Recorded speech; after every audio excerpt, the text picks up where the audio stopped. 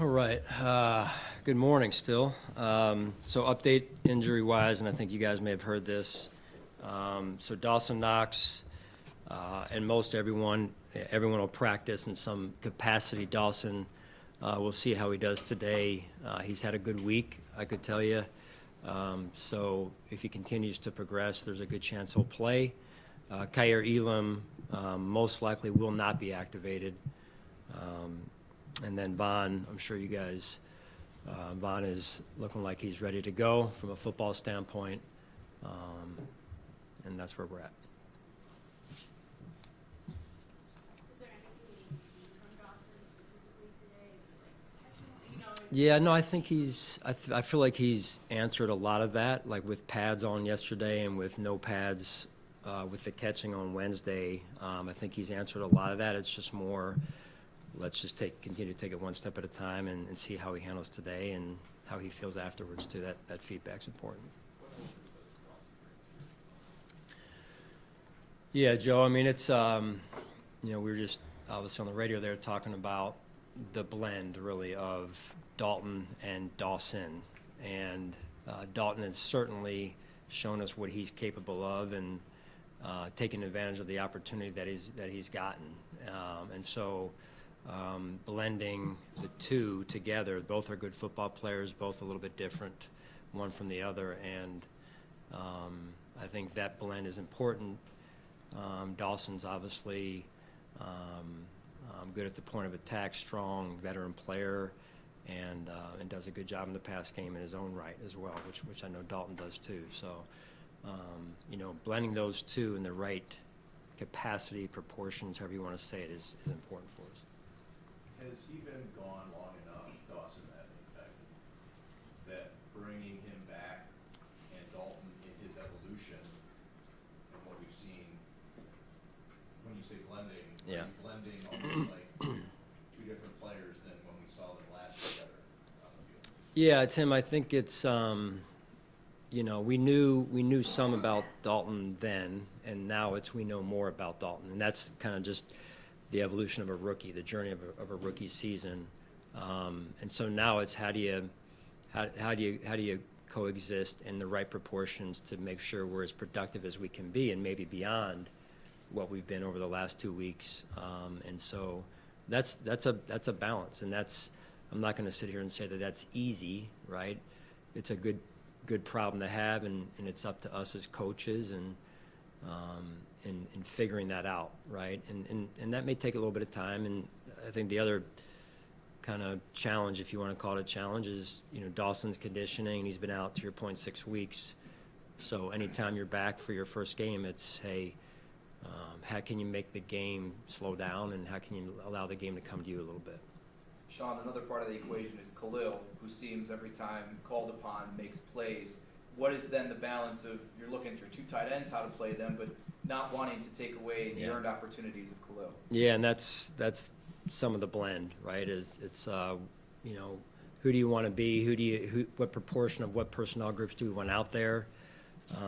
So some of that's game plan driven as well, based on the opponent week to week. So again, somewhat of a good problem to have. But the thing I love about all three of those guys that you mentioned is they're selfless in their approach. So they've been that way since they've arrived.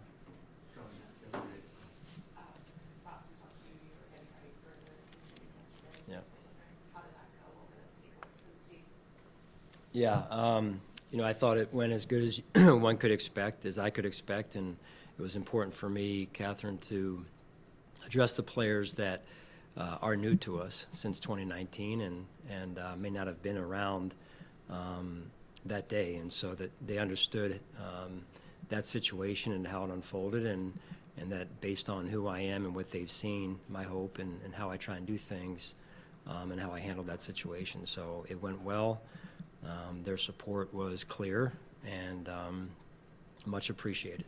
Did that feel like you were newer players versus players who had been there for the moment? That was part of the reason, a big part of the reason why I did it, because having everyone on the same page, and if I was a new player, based on how I've seen Sean, I would expect them to think that that's maybe, doesn't fit what I've seen. And so, again, just clear communication, accountability, and just, trying to make sure everyone's on the same page.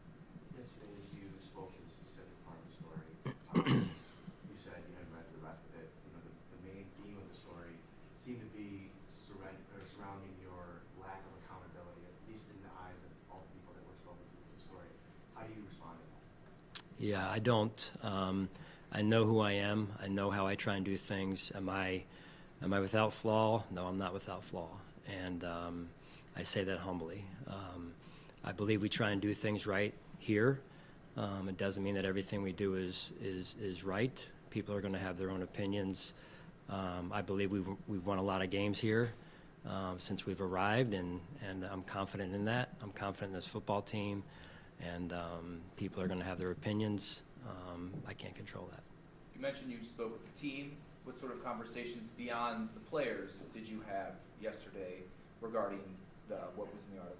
Yeah, I mean, just more follow-up really from them to me in terms of support, in terms of text messages, guys seeking me out to say, Coach, I mean, even players that are no longer here that have mentioned, other people, even staff, some in this room, some not in this room, that know who I am, know how I try and do things. It was clearly an attack on my character, and that's important to me, very important. As much, if not more, very clearly more than wins and losses. Wins and losses are important. But what's more important to me from day one is how you handle yourself.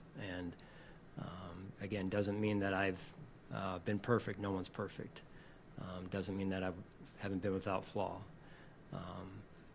But to me, it's most important that for myself and my family and my kids, that I handle this job the right way.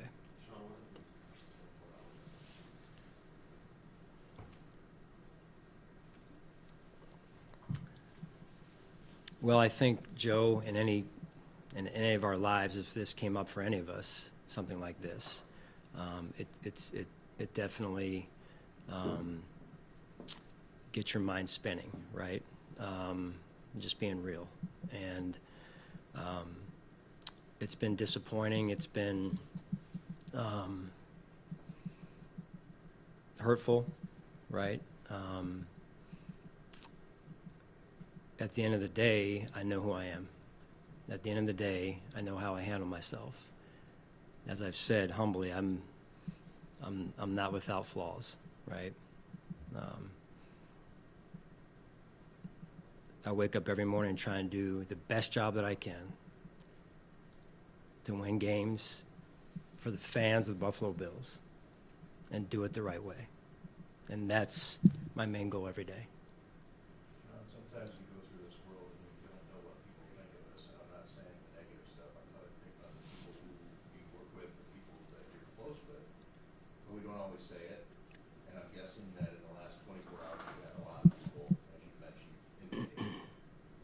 But has that been, I don't want to put the word out there, a relief or the appreciation of when you hear those people come and say, we're with you? Yeah, I mean, absolutely, Tim. We all go through adversity, right? There's lessons in this. For me, there's lessons in this for my children, my older two in particular, who can understand a little bit more. When you get text messages, when you get people going out of their way personally to come and see you, and when you get notes on your desk in the morning, messages from players who are no longer here that play currently with other teams, I'm not tampering. It's support, and it's love, and it's affirming, right? That you are, because that's important, right?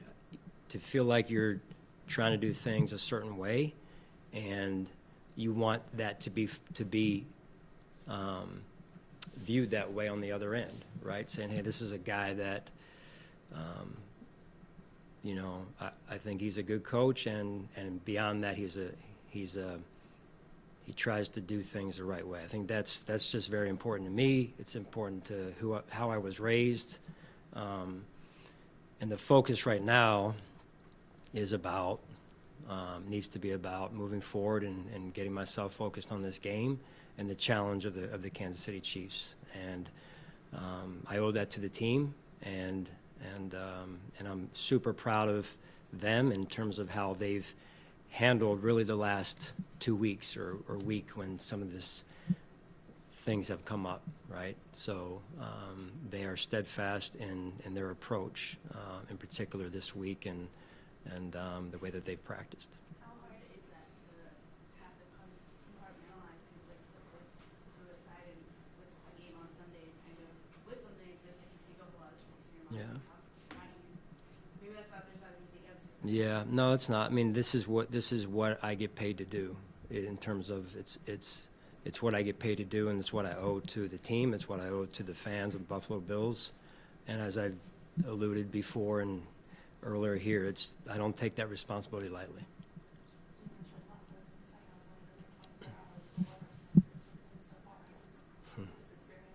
Yeah, I mean, we could probably take an hour to talk about them, Catherine. I mean, just starting with,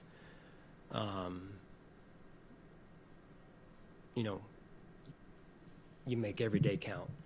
You take the joy that you have when you get the job, and it can ebb and flow through experiences, through trials and tribulations, and you don't want to lose that, right? You don't want to lose it, but it gets tested. As a person of faith, I think that's important. I'm going to say it, is that I know who I walk with, or I try and walk with daily. Again, not that I'm without flaws. So. Talked a lot about character this week, earlier in the week with Bond. There's a lot of fans that are uncomfortable with what happened last week and then potentially seeing him playing on Sunday. I know you addressed it, and Brandon addressed it, but do you feel comfortable at this point playing and knowing everything? Yeah, and Matt, I 100% understand. I get it. I understand. This is not an easy situation. And it's the hardest part for us is I'm a football coach. I'm not an investigator, and we only have so much information at this point. So we're doing the best job we can with what we have or don't have, mostly in this case. I can promise those out there that we have looked into every last thing. We jumped on a call Sunday night again, and I said, let's everyone get together and say, what do we know? What do we know? What do we know? And there were multiple people on that call that represent different parts of our organization who have expertise in these areas. And this is where we're at. I wish I had a better answer for those people. I can promise you we're always going to try and do the best thing, number one, for doing what's right beyond the football field. In this case, this is where we're at. And I think for me and for them, it's we have to continue to take it one day at a time and see what more comes forward, if you will. Is this something that we say to you when they come, that there's constant conversation about, like, if something new comes in, is it like, Yeah. okay, is this changing? Like, how's that working going forward from your Yeah, it hasn't been. Initially, obviously, there was information, but there was a lot of things, I don't know, just things out there. I don't know if I can call that information, because is it fact, is it not? I don't know, right? So there was a lot of things coming out, I guess I should say, early. Recently, it's been rather quiet in terms of information from the sources we need the information from. And that's really what we're, at this point, waiting on, so we know more going forward. Sean, given the last 24 hours and the ongoing situation with Vaughn, after you had the players meeting with the team yesterday, did you feel, going into that, did you have any concerns about this team's buy-in still and recognition of the culture you've established? And after that, did you feel reaffirmed that everybody was still on the same page and things are going in the direction, culture-wise, that you have envisioned so far? Yes, I do. I do. I feel strongly that the looks in their eyes yesterday, the looks in their eyes when they came back here, they were back Monday. We didn't have a team meeting. They conditioned Monday, but we didn't have a team meeting until Wednesday. Excuse me. They seem like they are strong and focused on the Kansas City Chiefs and the leadership of our team, led by guys like Micah Hyde, were very evident this week and much appreciated. I know, Scott, you had one. Hey, the Chiefs, production of those guys have probably dipped out a little bit, this year. Mhm. At least, so you're not just preparing for Tyreek back in the day or Kelsey, where they just kind of use, now they spread the ball around a little bit.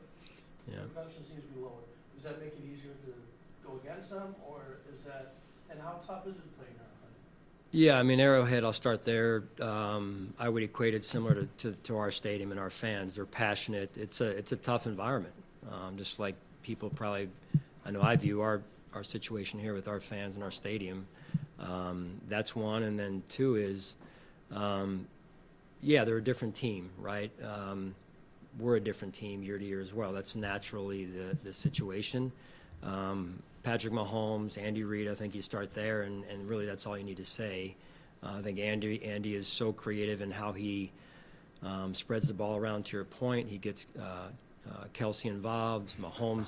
Patrick is elite at what he does, and even in the games he's been behind, he brings them back. And so, he's well decorated for all those reasons, just to name a few. And so, tough team, and then their defense is playing extremely well, and their kicker is, as we've seen, has hit long field goals over the years. I think 60-some already this year, 60-some yard field goals. So, you've got to be aware of that also. All right, thank you, guys.